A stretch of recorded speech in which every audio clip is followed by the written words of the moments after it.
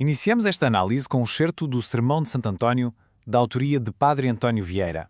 O nosso foco irá incidir precisamente na sua arquitetura retórica e na sua densidade alegórica, examinando o modo como o autor constrói a sua crítica social ao interpelar um auditório bastante peculiar, um auditório de peixes.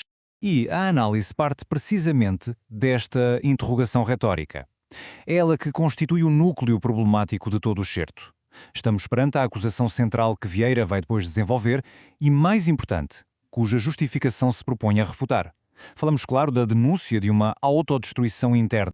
Ora, para contextualizar, este excerto pertence ao capítulo 4 do Sermão de Santo António. E é aqui que o pregador se dirige diretamente aos peixes para os censurar pela sua predação mútua.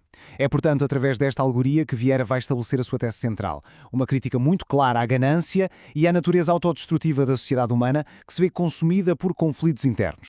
Vejamos então o primeiro parágrafo. Uma análise mais atenta revela-nos a forma como Vieira constrói aqui a imagem de uma comunidade sob cerco. E é interessante notar que a agressão é dupla. Ela provém não só de inimigos externos, neste caso os pescadores, mas também, e de forma bem mais grave, de forças internas, ou seja, dos próprios membros da comunidade. Repare-se nesta enumeração dos instrumentos de pesca. Isto não é uma lista inocente. Funciona como uma gradação retórica. Ao listar metodicamente todo este arsenal, e é curioso que até as canas e as cortiças são transformadas em metáforas de armas, Vieira está a sublinhar o caráter sistemático e implacável da perseguição externa. E isto tem um propósito. Torna a agressão interna, que ele vai denunciar a seguir, ainda mais incompreensível. Outro recurso fundamental aqui é a anáfora. O orador utiliza através da repetição insistente da expressão contra vós. Qual é o efeito? Bem, este recurso intensifica e muito o tom acusatório. Cria um ritmo quase martelado, que reitera a ideia de uma ameaça que é constante, que vem de todos os lados. E ao fazer isto, acentua não só a vulnerabilidade dos peixes, mas, por extensão, a dos próprios homens. Chegamos agora a um conceito fulcral, a expressão guerra mais que civil. É uma escolha de palavras muito forte. Vieira está a qualificar o conflito interno como sendo algo ainda mais nefasto do que uma guerra civil. O paradoxo é poderoso e reside precisamente nisto. A maior crueldade não vem do inimigo externo, do inimigo declarado. Vem da própria comunidade que se devora a si mesma, o que a constitui como a mais perniciosa de todas as ameaças. Seguindo a estrutura clássica da retórica, Vieira, na sequência do seu raciocínio, faz algo brilhante. Ele antecipa o contra-argumento do seu auditório. Ele prevê a justificação que os peixes e os homens poderão apresentar para esta antropofagia social. Ao fazer isto, prepara o terreno para a desconstruir metodicamente. E qual é essa desculpa antecipada? É a da necessidade, a da sobrevivência. Mas o ponto-chave está numa parte que Vieira introduz, como também dizem os homens. Este pequeno comentário desfaz qualquer ambiguidade que pudesse existir sobre o verdadeiro alvo da crítica. Neste momento, a alegoria torna-se explícita. Fica claro que a justificação dos peixes é exatamente a mesma que os homens usam para legitimar a exploração do seu próximo.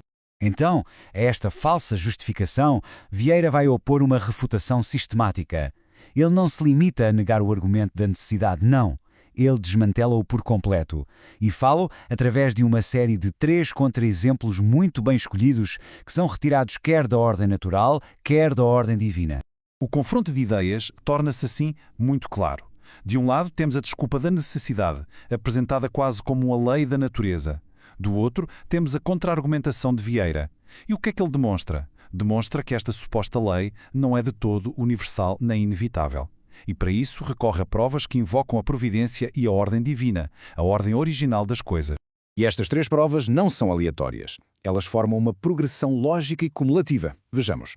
Primeiro, a prova empírica, a própria abundância do mar. Segundo, a prova teológica, a ordem original do mundo como foi criado. E, por fim, a prova do milagre divino, a coexistência pacífica na Arca de Noé. O que é que estas 3 provas juntas demonstram? Demonstram que a antropofagia é fundamentalmente uma falha moral e não uma qualquer inevitabilidade da natureza. Dentre os exemplos, o da Arca de Noé possui um peso argumentativo especial. A Arca representa um microcosmo, um pequeno mundo, onde a lei natural da predação foi suspensa por um mandato divino. E porquê? Em prol de um bem comum superior, a sobrevivência de todas as espécies. O argumento é fortíssimo. Se a harmonia foi possível entre inimigos naturais num espaço tão confinado, como é que a desculpa da necessidade se pode sustentar no vasto e abundante oceano? Torna-se, claro, insustentável.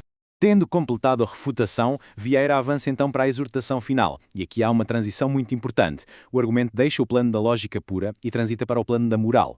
O desafio lançado ao auditório é o de se elevar acima da mera necessidade e de abraçar a virtude, não como uma obrigação, mas como uma escolha consciente. Neste ponto, Vieira estabelece uma distinção filosófica crucial. De um lado, temos o fazer da necessidade virtude, isto é, uma forma de moralidade, digamos, reativa, que é imposta pelas circunstâncias. Mas, por outro lado, existe a verdadeira virtude, a virtude superior, que é aquela que é praticada livremente, sem qualquer tipo de coação. É, no fundo, um apelo à responsabilidade moral e à escolha deliberada do bem. Para sintetizar, então, o que esta análise do excerto nos revela é, acima de tudo, o funcionamento do mecanismo da alegoria. Todo este discurso sobre os peixes funciona como um espelho para a sociedade humana, que permite a Vieira dissecar os vícios dessa mesma sociedade de uma forma extremamente contundente, ainda que o faça de modo indireto. A equação alegórica é, portanto, fundamental e bastante direta. Os peixes representam os homens.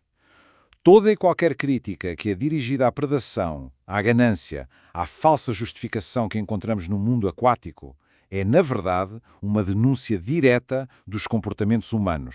Podemos, aliás, resumir a aplicação desta alegoria ao contexto social específico de Vieira, nomeadamente à sociedade colonial do Brasil. O comerem-se uns aos outros é uma metáfora clara para a ganância desenfreada. A crítica ao apetite particular visa o individualismo que se sobrepõe ao bem comum. E, finalmente, a denúncia da justificação hipócrita da necessidade é um ataque direto às estruturas de poder e à moralidade da sua época. E isto deixa-nos com uma questão final para reflexão. Se animais, que são considerados irracionais por uma ordem divina, conseguiram suspender os seus instintos naturais em prol de um bem maior, como se justifica então que os homens, que são dotados de razão, se entreguem a uma guerra autodestrutiva, tentando legitimá-la com uma falsa noção de necessidade? No fundo, a harmonia que foi imposta a seres irracionais acaba por expor a profunda irracionalidade da sociedade que se diz racional.